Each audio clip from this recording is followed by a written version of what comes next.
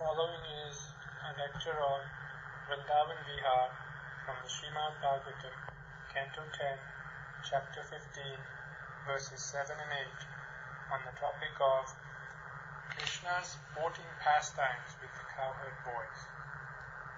This lecture is given by His Holiness Radha Govindadas Goswami in Haridwar, India on May 1st, 2000.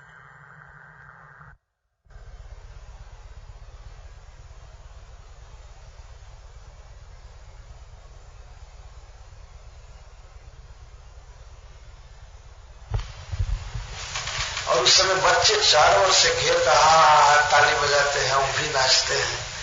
तो कहते हैं कि अरे कृष्ण, तुम तो मयूर से बहुत अधिक सुंदर नाचते हो, मयूर क्या नाचेगा, ऐसा वो कहते हैं। तो भगवान उनके साथ नाचते हैं। तो कहते देखिए देखिए, ये मयूर नाच रहे हैं और हरिणियां आप पर प्रेम से देख रही हैं, और सुतष्ट कोकिल गणा और मयूरों के झुंड का झुंड, नहीं, कोयलों का झुंड आपका स्वागत कर रहा है, कुहू करके या कृष्ण कृष्ण करके, क्योंकि आप इनके घर में आए।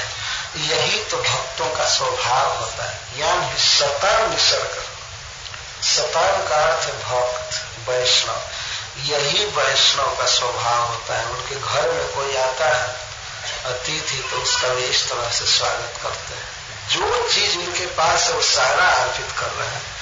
हरिणियों के पास वास्तव में बेचारे दीन है, लेकिन उनके पास जो दृष्टि है वह एक बहुत बड़ा धाम है और मंगल होता है। तो आपका मंगल कर रहे हैं, आपका प्रिय कर रहे हैं। उनके पास यही दृष्टिपात है। और कोयल के पास कंठ है, सुतष्ट कोकिल गणा, सुक्तश्च,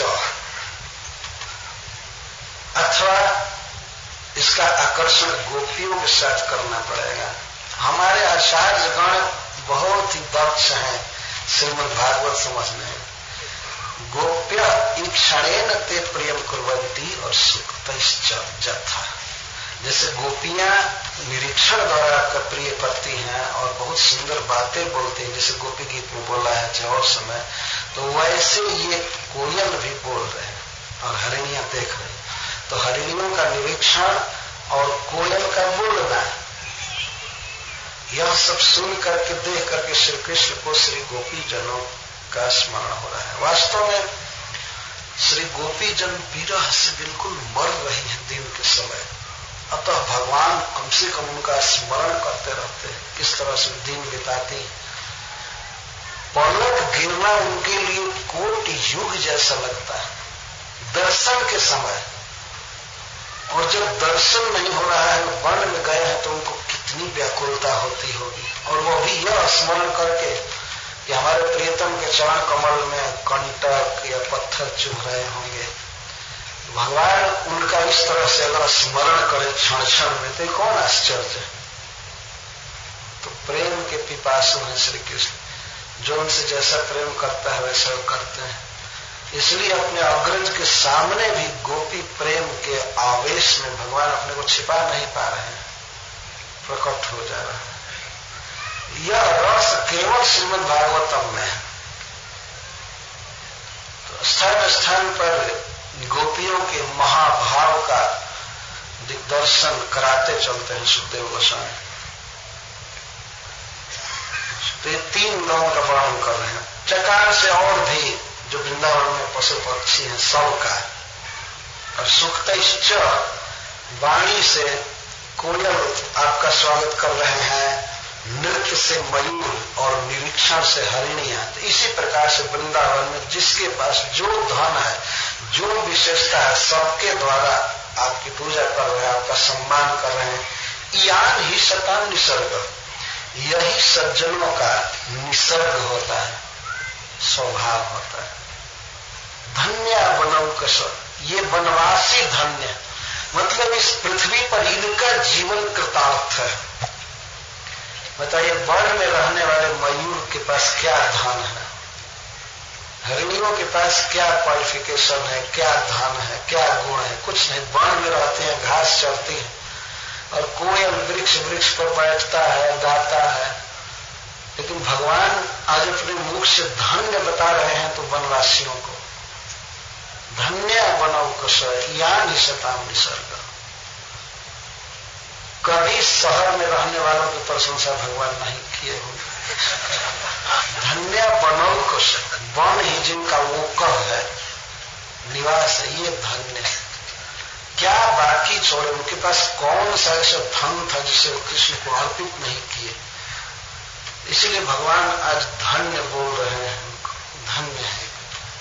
ऐसे सब भगवान के नित्य परिकर हैं और कृष्ण का ही सब कुछ दिया गया है और कृष्ण को अर्पित कर रहे हैं। लेकिन भगवान अपने परिकरों की सेवा से इतना कृतज्ञ हैं कि वे इस तरह बोल रहे हैं। क्षण क्षण में धन्य, वनवासी धन्य, धन्या बनौ यानी शताम निसर्ग।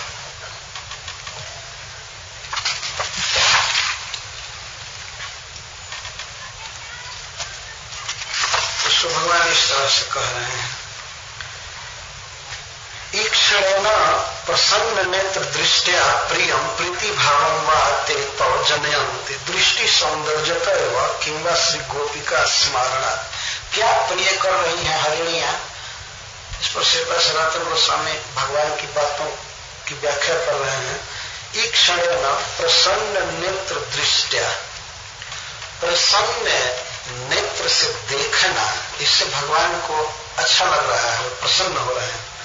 अथवा श्री गोपिका स्मरणार्थ, श्री गोपिकाओं का स्मरण करा रहा है, हरिणियों का दृष्टि से देखना, निरीक्षण करना, यह भगवान को प्रिय है।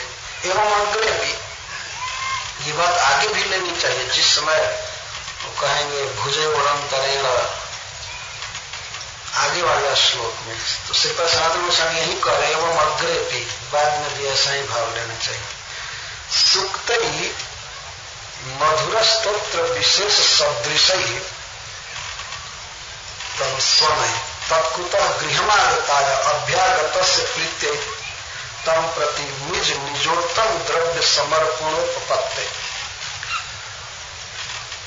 गृहमागताय, अपने घर में वे आए हैं, तो ये वनवासी मान रहे हैं कि वृंदावन हमारा घर है, गृह है, और हमारे गृह में कृष्ण आए हैं, तो निज निज उत्तम द्रव्य समर्पण उपत्ते, अपने पास जो भी उत्तम से उत्तम वस्तु है उसे समर्पित कर रहे हैं। जदवत्ते तव गृहम प्रत्यागता है, या आप अपने घर में आए हैं और आपके घर में रहने वाले ये नित्य सेवक हैं, तो आपका स्वागत कर रहे हैं। स्वस्वगृहे तव गमनार्थम इत्यर्थ, अथवा ये जो आपका स्वागत कर रहे हैं तो ये कहना चाहते हैं अपने अपने घर में आपको निमंत्रण दे रहे हैं। सारा वन तो एक व्यक्ति का घर नहीं है, वनवासी भी कुछ बांटे रहते हैं, इधर हरिणियां रहती है, चाहे मयूर उधर रहते हैं, तो अपने अपने घर में तव आगमनार्थम, आपको बुलाने के लिए आपका स्वागत करते हैं। अतः एता गोप्यो भवन्तु इति वरोगी, अतः गोपी बने यह भगवान वर दे रहे हैं। इसी पर सनातन गोस्वामी जी लिखते हैं, भगवान वर दे रहे हैं, स्वागत क्या स्वीकार कर रहे हैं, वर दे रहे हैं। और भगवान के अधिकार में है किसी को गोपी बनाना या अपनी नित्य लीला में किसी को लेना, ये वर है। स्वभाव निरीक्षण स्त्रीत्वाच, तो हरिणियां कैसे गोपी बनेगी, क्योंकि स्वभाव से देखती हैं और स्त्री हैं। जब गोप्य इव इति सर्वत्र दृष्टांत, अथवा गोप्य इव, ये सब जगह दृष्टांत बैठेगा, केवल हरिणियों के लिए नहीं। तो नृत्यम तमी, ये मयूर या मयूरियां वैसे नाच रहे हैं जैसे गोपियां नाचती हैं, वहां से भी लेना पड़ेगा। ये सर्वत्र दृष्टांत है। यह सुक्त कोकिल गड़ा, कोकिल ऐसे बोलते हैं जैसे कोकिल बदनी गोपियां बोलती हैं, उनकी बोली कोयल से भी अधिक सुंदर। तो श्रीपाद सनातन गोस्वामी कहते हैं कि सर्वत्र वो दृष्टांत, एवं तासाम तत्त अखिल संपत्तिया सर्वेभ्य अत्यभ्य वैशिष्ट मयूरादि नाम च परम नृत्यादिषु एवं सौष्ठव सूचित। इस प्रकार श्री गोपी जनों के अखिल संपत्ति का वर्णन करके सबसे श्रेष्ठ सूचित कर रहे हैं भगवान। क्योंकि मयूर के पास केवल नृत्य है, कोयलों के पास कंठ है और हरिणियों के पास सुंदर अवलोकन है, लेकिन श्री गोपी जनों में सब है। प्रेम नृत्य है और मधुर कंठ है, स्वर है और प्रेम पूर्वक देखना सब। इसलिए गोपियां परम धन्य है। जब इनके विशेषता के कारण वनवासी धन्य है तो समस्त विशेषताओं से युक्त होने के कारण गोपी जन क्यों नहीं धन्य अति धन्य है। ये भाव है कहने का। और गोप्या युवा सब जगह लगा करके अर्थ कर रहे हैं। मयूरादि नाम जो परम नृत्यादिशु एवं सौष्ठव सूचित। मयूर आदि का तो केवल नृत्यादि एक एक बातों में सौष्ठव सूचित किया गया है। ततश्च सदा त्वत् प्रिय रहस्य गीत विशेष गायका भवंतु इति बड़ा। ये सदा आपके प्रिय रहस्य गीत गायक बने, आप जहां रहे गाते रहे नाचते रहे, आपका बने यह वर है। धन्य परम भाग्यवंत ऐसा एतद उपयुक्त एवं इत्यादि ना, इनके लिए उपयुक्त ही है। क्योंकि इयान ही सताम निसर्ग इयानिति ही जप, क्योंकि स्वभावतः ऐसा परम साधुत्वादि भाव। यह निसताम निसर्ग, ये कोई बहुत प्रयास करके या श्रवण कीर्तन करके आपके प्रति भाव प्राप्त नहीं किए। स्वभाव है यही भक्तों का, ये वैष्णवों का, इनका स्वभाव है। स्वभाव बस नाच रहे हैं और आपको समर्पित कर रहे हैं। ये दूसरे के उपदेश से कृष्ण का भजन करना सेवा करना एक और बात है, और अपने स्वभाव में आ जाए कृष्ण की सेवा करना एक दूसरी बात है। तो इनके लिए ठीक है क्योंकि ये सज्जन है, साधु शिरोमणि जगह धन्य परम प्रेम धन युक्ता। अथवा धन्य का अर्थ है कि इनके पास परम प्रेम धन है। जिसके पास धन हो वो धन्य है। इनके पास आपका परम प्रेम है, इसलिए ये धन्य है। अथवा परम प्रेम धन्य युक्ता भवंतु इति वृंदावनियान सर्वान्यव प्रत्ययम वर। वृंदावन के समस्त जीवों को भगवान यह वर दे रहे हैं कि परम धन से युक्त, परम प्रेम धन से युक्त ही जस्मात् सताम प्रेम भक्ता नाम एवं इयान स्वभाव भवति इति भाव। क्योंकि प्रेमी भक्तों का ही ऐसा स्वभाव होता है, अतः भगवान एक प्रकार से वर दे रहे हैं। गिनते जाएगा। पहले वृक्षों के को धन्यवाद दिया, इसके बाद एक श्लोक में पूर्ण रूप से भंवरों को, और तीसरे श्लोक में मयूर, हरिणिया और कोयल, और चकार से अनुक्त समुच्चय जिनके विषय में कुछ नहीं कहा गया है, च से सब को कह रहा है। जिसके पास जो भी विशेषता है वो कह दिया भगवान ने। यह भक्तों के लिए छूट दे रहे हैं भगवान कि अब आप नित्य लीला चिंतन करें, मानसिक चिंतन करें और सोचा करें कैसे और लोग नाचे होंगे, गाए होंगे, कृष्ण का किस प्रकार स्वागत किए होंगे। ये सभी कृष्ण के पास आते हैं। अच्छा, अब सामान्य रूप से सबकी धन्यता का निरूपण कर रहे हैं। सबसे पहले पृथ्वी की ओर दृष्टि डालकर भगवान कहते हैं, धन्ये मध्य धरणी तृणवीरुधस्त्व पाद स्पृशो द्रुमलता करजाभिमृष्टा नद्योद्रय खगमृगा सदयावलोकयी गोप्योन्तरेण भुजयोरतुजस्पृहा श्री अयं धरणी अद्य धन्य। आज यह पृथ्वी धन्य है। मथुरा वर्तिनी या ब्रजमंडल की यह भूमि आज धन्य है। अथवा ब्रज इस भूमि पर स्थित है, इसलिए सारी धरणी धन्य। आप दो शब्द लगाकर कह रहे हैं पहले से ही धन्य है, लेकिन वास्तव में आज यह धन्य हुई है। क्यों? तो पाद स्पर्श, आपके चरण का स्पर्श पा करके आज यह धरती धन्य हो गई, धन्य हो गई। और इसके साथ ही साथ तृण विरुद्ध, तृण विरुद्ध, बिरवाई, भोजपुरी में बिरवाई कहते हैं, इसी विरुद्ध शब्द का अनुवाद है, जो जमीन पर फैलते हैं। तो जमीन पर फैलने वाले तृण लता आदि धन्य है। क्यों? तत्पाद स्पर्श, आपके चरण कमल का स्पर्श में प्राप्त होता है। तो चरण कमल के स्पर्श से पृथ्वी धन्य है, तृण और विरुद्ध धन्य है, द्रुमलता है, कर्जा भी मृष्टा। और इस ब्रज के द्रुम और लता, वृक्ष और लताएं धन्य है। क्यों? क्योंकि इनको आपके नखों का स्पर्श प्राप्त हो। करज, कर में जो जन्म मिले उसको करज कहो। हाथ में जन्मते रहते हैं नख और आदमी काटता रहता है, जो करज कहते हैं। करात जन्म जस्य सब करज, तो करजे ना नखे ना द्रुमलता धन्य। हाथ का स्पर्श पाकर द्रुमलता धन्य हो गए, चरण का स्पर्श पाकर विरुद्ध तृण लतादि और भूमि धन्य हो गई। और नद्यो प्रय खग मृगा सदयावलोक है। और आपके स्नेह भरी दृष्टिपात से नदी, नदियां, नद्य और अद्रय पर्वत समूह, गिरिराज इत्यादि और खग मृगा और खग पक्षी और मृग धन्य हो गए। तो सदयावलोक से दया सहित अवलोकन से ये सब धन्य हो गए। दूरवर्ती हैं इसलिए दृष्टिपात द्वारा धन्य करते हैं।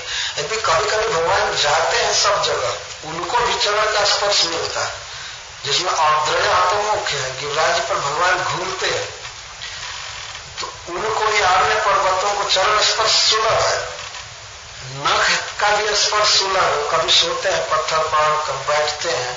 सर्वांग का संस्पर्श सुलभ है, परंतु सब समय थोड़ी सी दूरी का ध्यान करके भगवान दिखाकर कह रहे हैं ये सब पर्वत, वन, खग, मृग सब धन्य है आपके स्नेह भरी दृष्टिपात से।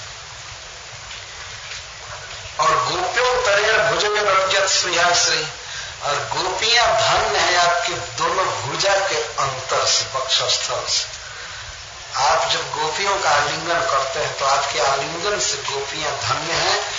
जिस आलिंगन की स्पृहा श्री भी करती है पर उन्हें सुलभ नहीं हुआ। महालक्ष्मी जी आज तक तप कर रही हैं भगवान का स्पर्श पाने के लिए, चरण वज्र का स्पर्श पाने के लिए, और उनको नहीं मिला।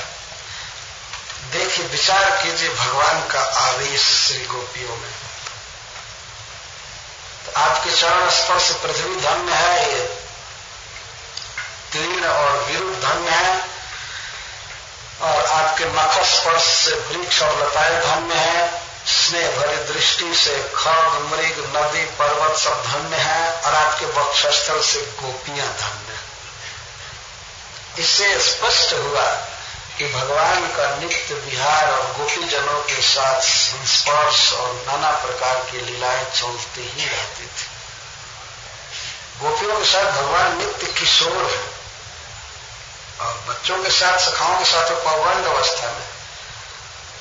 यही तो भगवान की भगवत्ता है।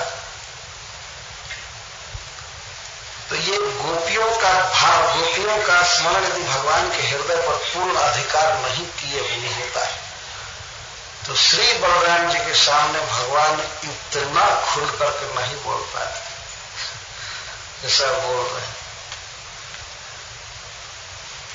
श्रीपाद सनातन गोस्वामी जी लिखते हैं कि कोई भी व्यक्ति संसार में धन्य है तो श्री कृष्ण के अंगों के साथ संबंध के कारण, वो चाहे दृष्टि पड़ी हो उस पर, या चरण का स्पर्श हुआ हो, या नख का स्पर्श हुआ हो, कुछ भी, जिसका जितना भगवान के अंग से संबंध है वह उतना ही धन्य। धन्य ये मध्य धर्मी तृण विरुद्धस्व। इसको टीका से पढ़ एवं प्रथम दृष्टानाम हृदयतमानाम विशेषतो महात्म्यम अभिवर्ण पुनर्हर्ष भरेण सामान्यतः सर्वेषाम अपि वर्णयति। जो तत्काल में हृदय में धसे हुए थे देख देख करके वृंदावन में, तो उनका विशेष वर्णन किए। मयूर सामने आ रहे थे, कोकिल गा रहे थे कुहू कुहू समय, और हरिणियां सामने आ रही थी, भौरे साथ में थे, और वृक्षों से वे गुजर ही रहे थे, इसलिए इनको हृदय तमाना, भगवान के हृदय में ये धस रहे थे, इसलिए सबसे पहले इनकी महिमा का वर्णन किया। लेकिन अब सामान्यतः सर्वेषाम अपि वर्णयति, सामान्य रूप से सबकी प्रशंसा कर रहे हैं। जद्वा किम विशेष वर्णनेन सर्वैव अत्रत्य धन्यैतः धन्यते। अथवा एक भाव है कि मैं क्या विशेष वर्णन करूं, हे प्रभु, हे हमारे अग्रज, इस वृंदावन के समस्त वस्तु, सर्वत्र और सब वस्तुएं, सभी जीव धन्य धन्य है।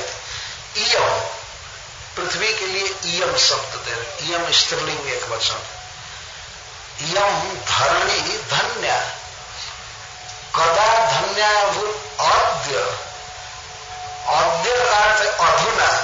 तो श्रीपाद सनातन गोस्वामी लिखते हैं इयम आदितो वर्तमाना विचित्रावतार भूषिता, यह पृथ्वी तो बहुत काल से है, अनादिकाल से है, और आपके विचित्र विचित्र अवतारों द्वारा यह अलंकृत हुई है। सारे अवतार इस पृथ्वी पर हुए, तो आपने बारंबार अवतार समूह लेकर इस पृथ्वी को धन्य किया है। और यहां तक कि श्री बराहेर उद्धृत्य रमिता, श्री बाराह के रूप में आपने अपने दंतों पर इसको धारण किया है, इसको सुखी किया है, और शेष रूपेण त्वया शिरसी धार्य मारायति, और शेष रूप से आप इसको सिर पर धारण करते हैं। फिर भी अद्य श्री मथुरायम अवतीर्णे त्वयि, लेकिन आज यह धन्य हुई है जब आप मथुरा में अवतार लिए, इस मथुरा मंडल में जब आप आए हैं, तो आज यह पृथ्वी धन्य हुई है। पहले से ही कुछ कुछ धन्य थे, लेकिन परम धन्य आज हुई है। कहने का भाव ये, केवल श्री नंद ब्रज पौरंड लीला गोपाले सत्यव धन्य परम भाग्यवती सर्वोत्तमा, अथवा श्री नंद ब्रज में, नंद गांव में पौरंड लीला द्वारा जब आप गोपाल बने हुए हैं, तब यह परम भाग्यवती हुई है। नहीं तो बारह रूप से दांत पर टांगने से या सिर पर उठाने से धन्य नहीं हुई है। सिर पर उठाने से पृथ्वी धन्य नहीं हुई भगवान के, दांत से पकड़ने पर धन्य नहीं हुई, जबकि दांत से पृथ्वी को पकड़ना बहुत नैकट्य का सूचक, बहुत निकटता सिद्ध हो रही है। एक प्रकार से भगवान चुंबन कर रहे हैं पृथ्वी का, लेकिन जब पैर से छुए तब पृथ्वी धन्य। पहले शायद पैर से नहीं छुए, तो सिर पर दांत पर रखें तो पैर से क्या छुए। और वह भी भयंकर भयंकर रूप से। और जब नंद ब्रज में इतना परम सुंदर रूप प्रकाशित करके और इसका स्पर्श किए हैं, इस पर सोए हैं, खेले हैं, खाए, तब यह धन्य हो गए। इयम, अच्छा, इयम का अर्थ है ब्रजवर्तिनी भूमि। 84 कोष में यह जो भूमि है यह धन्य है, और इसके संबंध से यम धरणी संपूर्ण पृथ्वी धन्य हुई।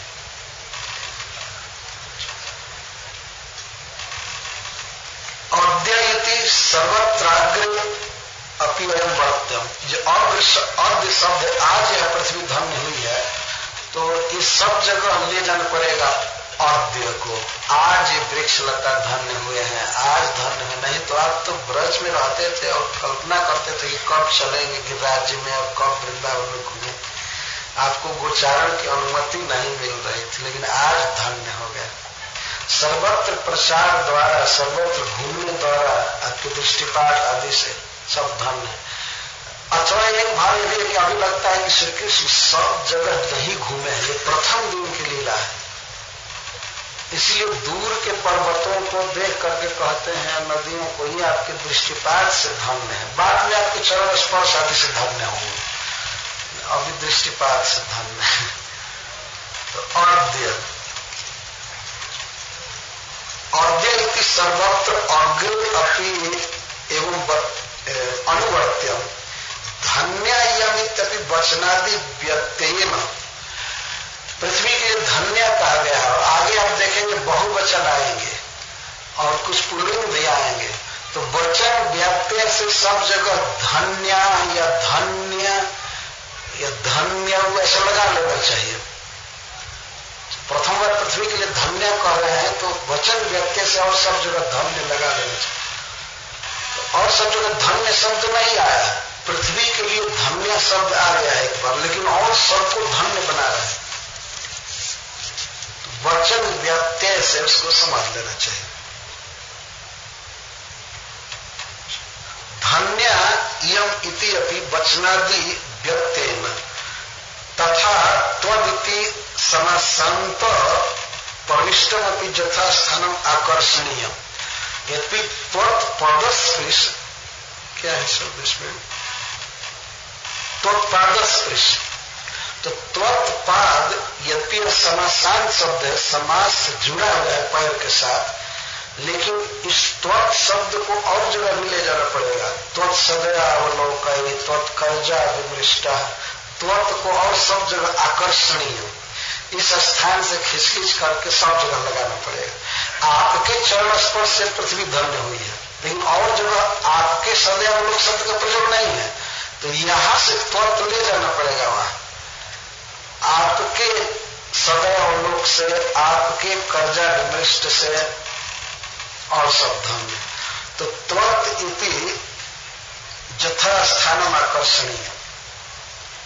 इमानी त्रिनानी, इसका अर्थ यह है इमानी त्रिनानी इमा विरुद्धश्च गुल्मिन्यो धन्य न च स्वर्गादिवर्तिन्यो दंडकादि स्थिताश्च। और इमा शब्द पर जो भगवान कर रहे हैं, जैसा यम धरती के लिए लगाए तो और सब जगह वचन व्यत्यय से लगाना पड़ेगा कि इमानी त्रिनानी धन्य धन्यानी, ये तृण धन्य है, सब जगह तृण है सारी दुनिया में, और स्वर्ग आदि में भी तृण है, लेकिन भगवान जो इमानी शब्द कहेंगे ये तृण धन्य है। न च स्वर्गादिवर्तिन्य, स्वर्ग आदि में जन्म लिए हुए तृण लतादि धन्य नहीं है। और न च दंडकादि स्थिताश्च, दंडक वन या पंचवटी आदि की लता धन्य है, लेकिन उतना धन्य नहीं है जितना वृंदावन का। ये इमानी शब्द से व्यक्त हो रहा है। तत्र हेतु, इसका कारण क्या है, क्यों पृथ्वी धन्य है और क्यों तृण लता गुलमादि धन्य है। तत्र हेतु तत्पादस्पृश एवं अग्रे पे अपनी व्याख्या धरण्या धन्यत्वेपि अयमेव वा हेतु। धरणी धन्य है, इसमें भी हेतु चरण स्पर्श है इति द्रष्टव्य। असाधारण सुंदर पदई गोष्ठ्यादनुक्षण प्रदेश से उदित ही अलंकार विशेष संपत्ति। गोष्ठ में या वन में सर्वत्र आपके सुंदर चरण कमल उभरे हुए हैं, इसलिए आज यह पृथ्वी धन्य हुई है। ये तो जब केवल गोकुल में खेलते थे, और वो भी साफ चरण, बचपन में तो साफ चरण उभरता ही नहीं था, जानू और घुटना से चलते थे। या हो सकता है कि ब्रज में मां यशोदा इनको जूता पहना करके भेजती होगी। जैसे आजकल के लोग अपने बच्चों को मोटा मोटा स्वेटर और क्या क्या लगा देते हैं, हवा भी नहीं लग पाती, मोजा टोपी।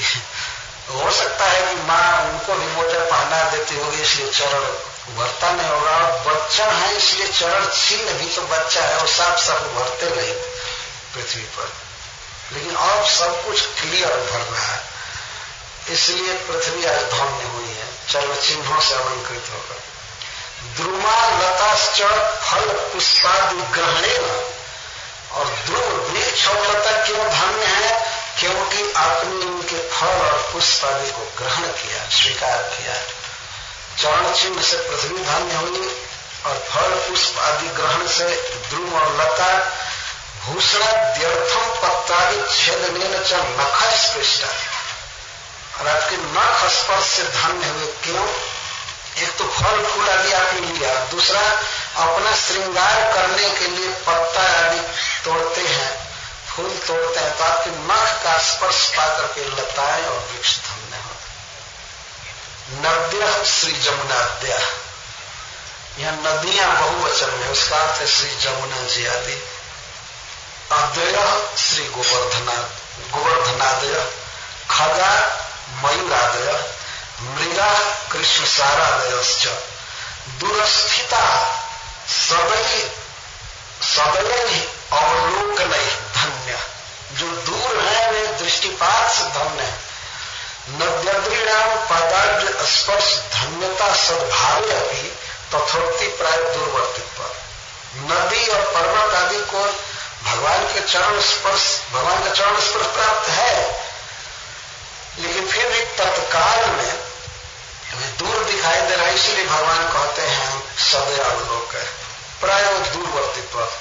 तथा धरण्यादिषु सर्वेषु सदैवावलोक संभवे अभी, और पृथ्वी पर भी तो सदैवावलोक कर ही रहे हैं, केवल पाद स्पर्श नहीं कर।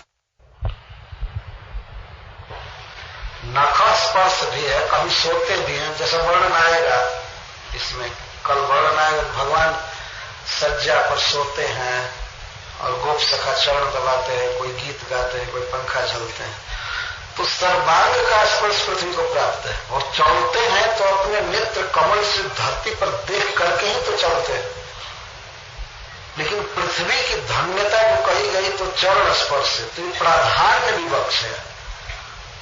और सब कुछ सुलभ है पृथ्वी को, लेकिन प्रधान पृथ्वी का सौभाग्य है चरण का स्पर्श। और इसी तरह से और वृक्षों पर भी चढ़ते हैं तो चरण का स्पर्श होता है, सर्वांग से भगवान वृक्ष की शाखा को पकड़ते हैं, वक्षस्थल का भी स्पर्श होता है, सब कुछ होता है, लेकिन फिर भी जब फल फूल ग्रहण करते हैं और अपने नख से अपने श्रृंगार के लिए तोड़ते हैं, तो यह प्रधान सौभाग्य है वृक्षों का। इसलिए जो प्रधान सौभाग्य है उसको कह रहे हैं, अन्यथा सबका सब प्रकार से सौभाग्य। ऐसा नहीं किसी को चरण स्पर्श केवल सुलभ है, किसी को दृष्टिपात केवल सुलभ है, किसी को नख स्पर्श सुलभ है, नहीं, सबको सब है। लेकिन सीता सनातन गोस्वामी कहते हैं प्राधान्यापेक्षया तथा धरण्यादिषु सर्वेषु सदैवावलोक संभवे अपि तथा द्रुमादिषु अपि यथायथम पाद स्पर्श आदि संभवे अपि तेषु तत्त प्राधान्यापेक्षा तथोक्तम। सौभाग्य में जो कारण प्रधान है उसी को लिख दिया गया है, बाकी सब प्रकार से सौभाग्य समझना चाहिए। एवं अग्रे अपि, यही बात आगे भी आएगी, आगे जब भी वर्णन आएगा तो यह सिद्धांत समझ लेना चाहिए कि सबको सब प्रकार का सौभाग्य प्राप्त। इमा श्री नंद ब्रज वर्तिन्य किंवा सदा हृदवर्तित्वेन अपरोक्षा। इमा जो श्लोक के अंत में आया है, नद्योद्रय खग मृगा सदैवावलोक। इमा का अर्थ है सदा हृदयवर्ती, भगवान के हृदय में जो वस्तुएं हैं तो उसको इमा कह रहे हैं। वो लेना पड़ेगा, इसमें नहीं है, लेकिन और जगह से इसको लेना पड़ेगा। इमा भुजयो अंतरेण आलिंगनेन वक्षसा इत्यर्थ। भुजयो आलिंगनेन वक्षसा इत्यर्थ। अन्यत्र व्याख्यातम जगह अपि शब्द समुच्चय। अपि शब्द भुजयो अपि शब्द है कि जैसे गोपियां आपके वक्षस्थल के स्पर्श से धन्य है, तो अपि शब्द समुच्चय का अर्थ है आपके नख स्पर्श से, आपके वक्षस्थल के स्पर्श से, आपके चरण के स्पर्श से, सब तरह से गोपियां धन्य। अपि शब्द समुच्चय अर्थ में। भुजयो अंतरेण सदैवावलोकाधीश्च तासु धन्यता काराणाम पादस्पर्श नखादीनाम सर्वेशामपि प्राधान्येन सद्भावादिति तासाम सर्वतो अधिकतर धन्यतोक्ता। जो वृक्षों को, लताओं को, पृथ्वी को एक एक अंग से परम धन्यता निरूपण कर रहे हैं, गोपी जनों को सर्वांग सुलभ है भगवान का, इसीलिए उनके विषय में परम धन्यता उगता अर्थ। श्री वैकुंठे सस्य वक्षसी नित्यम एवं बसंती लक्ष्मी त्वद वक्षस एवं स्पृहति इति असंगतम एवं। एक प्रश्न होता है कि श्री वैकुंठ नाथ के वक्षस्थल पर नित्य विहार करने वाली लक्ष्मी जी आपके वक्षस्थल की स्पृहा करें तो असंगत है। श्री तपः चक्र तेन अयम अर्थ, इसलिए यहां ये अर्थ है। कृष्णस्य अस्मूर्ध्वं माधुर्य भरम अवेक्ष तस्मै स्पृहयन्ति श्री तपश्चकार। यद्यपि महालक्ष्मी जी भगवान नारायण के वक्षस्थल पर नित्य रहती हैं, लेकिन उन्होंने देखा कि हमारे प्रियतम श्री कृष्ण रूप में अधिक मधुर हैं, अधिक रसिक हैं, तो इनके चरण रज की में स्पृहा करने के लिए करती हैं और तप कर रही हैं। जदवन छया श्री भवनाचरत तपो इति नागपत्नी भी बक्षते। यह बात नागपत्नियों के मुख से कही जाएगी आगे चल। लक्ष्मी जी चरण रज की अभिलाषा कर। अत्र स्त्रियों अपनी अधिक महात्म्य ब्रज सुंदरी नाम सुव्यक्तम एवं। तो स्पष्ट हो गया कि श्री से भी, लक्ष्मी जी से भी अधिक सौभाग्य ब्रज गोपियों का है। सुव्यक्तम हो, ये तो पूरा पूरा व्यक्त हो गया। जिस वक्षस्थल से गोपियां धन्य है, प्रतिदिन प्रति रजनी भगवान के साथ नृत्य करती हैं, आलिंगन प्राप्त होता है श्री कृष्ण का, और उस आलिंगन की लक्ष्मी जी स्पृहा कर रहे। श्री जत स्पृहा, स्पृहावती तीसरे स्पृहावती, तो गोपियां परम धन्य।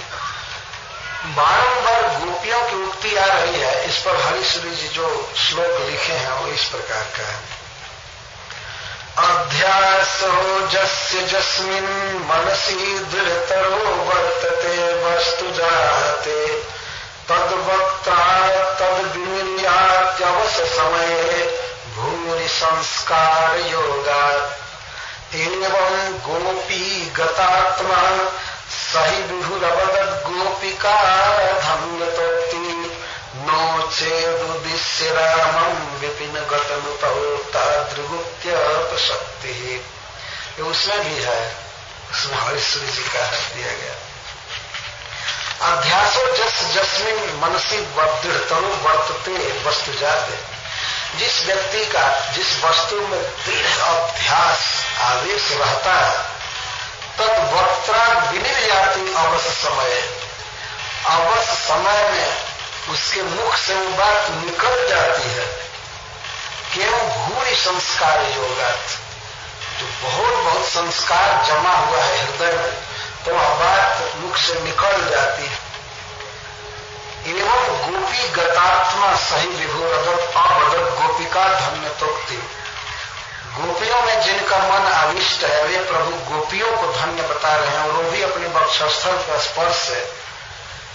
यदि यह सिद्धांत नहीं होता कि भूरि संस्कार जोड़ से ही मनुष्य कुछ बोल देता है, तो वन में वनवासियों की प्रशंसा करते समय भगवान अपने बड़े भाई से गोपियों की धन्यता का निरूपण कैसे कर सकते थे?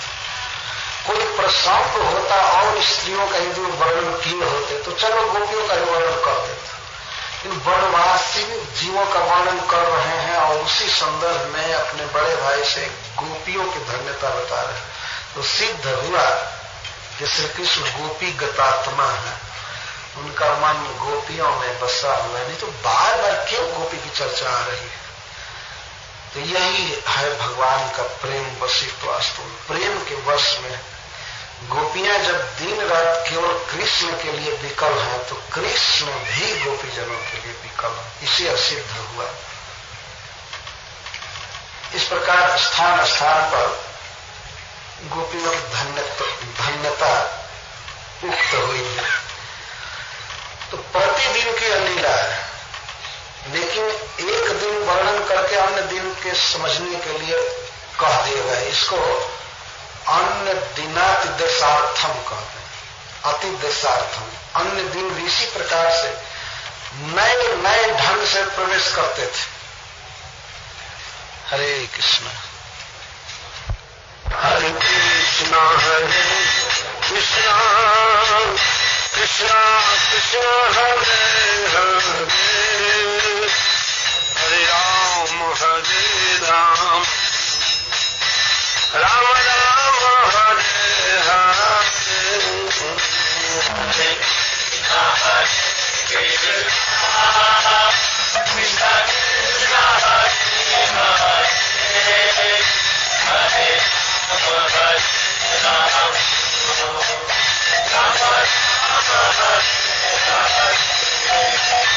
हरे कृष्णा कृष्णा कृष्णा कृष्णा हरे हरे हरे राम राम राम हरे हरे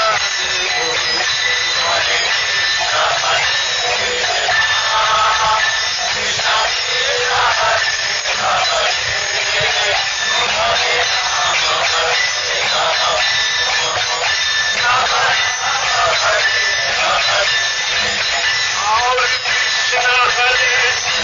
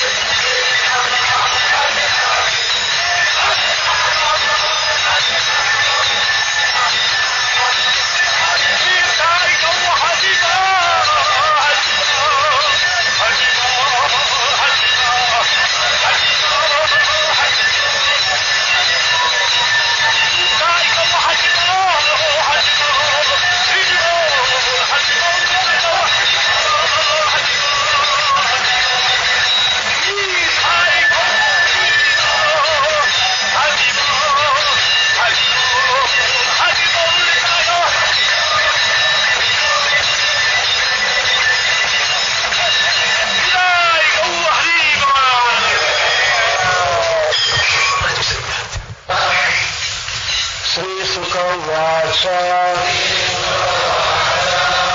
एवं वृन्दावनं श्रीमद्